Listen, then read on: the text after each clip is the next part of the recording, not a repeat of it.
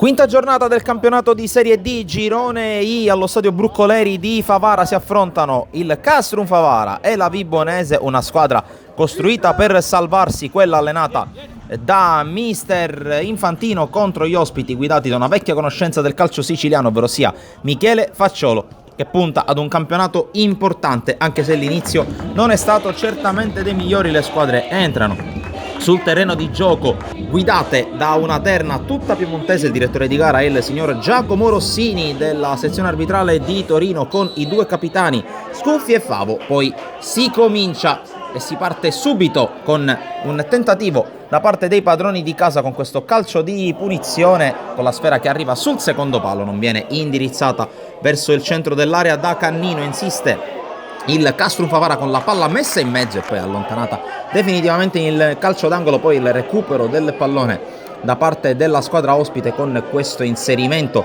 da parte di Terranova, tiro cross bloccato a terra da Tommaso Scuffia. Insiste la squadra rossoblu, che qui recupera un pallone sulla fascia di sinistra innescando Simonelli, il quale va a puntare verso l'area di rigore, poi cerca la conclusione, impenna il pallone sopra la traversa. Ancora attacco vivo per la formazione calabrese, che qui con uno scambio al limite dell'area di rigore rischia di creare pericolo. Alla fine l'uscita di Scuffia è quanto mai provvidenziale su giunta, poi si fa male Cannino, costretto a lasciare il campo poco prima della fine del primo tempo. Altro problema per una squadra che ha già perso dei giocatori importanti per infortunio, ma prova a chiudere in attacco qui il Castrum Favara con la palla che arriva sul secondo palo, non viene controllata però da Deiana Testoni, e sul rinvio del portiere Illi Pronti si chiude il primo tempo 0-0 al Brucoleri tra Favara e Vibonese. Veniamo con le immagini del secondo tempo prodotte da Giuseppe Montalbano, con la palla che arriva nell'area della Vibonese, poi il cross di Vaccaro per il colpo di testa di avanzato, e deve volare Illi Pronti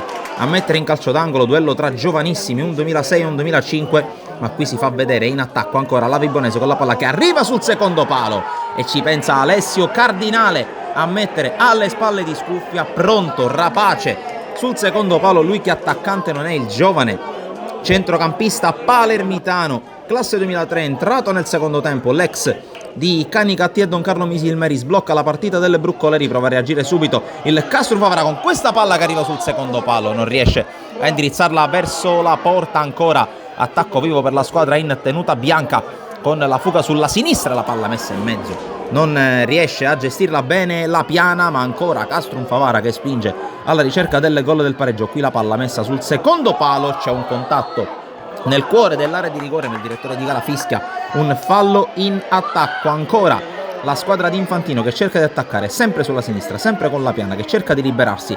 La palla poi viene messa in mezzo sempre dalla fascia mancina, ma arriva comoda dalle parti di Illi Pronti.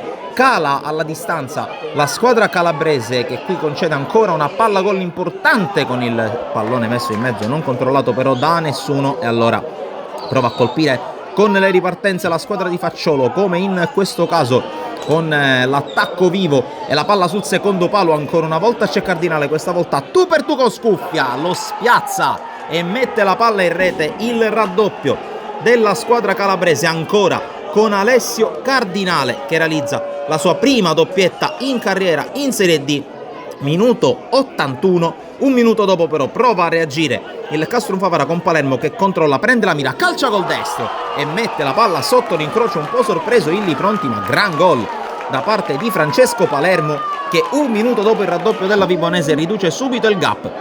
C'è quest'ultima palla gol per il Castrum Favara per cercare di pareggiare la partita, ma questa punizione sorvola la traversa, e quindi sospiro di sollievo per Illi Pronti, sospiro di sollievo per la Vibonese, che se ne va dal Brucoleri di Favara con 3 punti in saccoccia. Rimandato ancora l'appuntamento alla vittoria per il Castrum Favara, che ha vinto una sola volta in questa stagione in Serie D. Da Sportisile è tutto, alla prossima.